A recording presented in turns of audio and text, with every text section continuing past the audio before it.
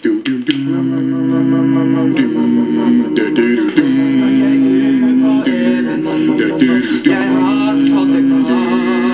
et kalvfisk. Noen rare dyr som bor inni en bar.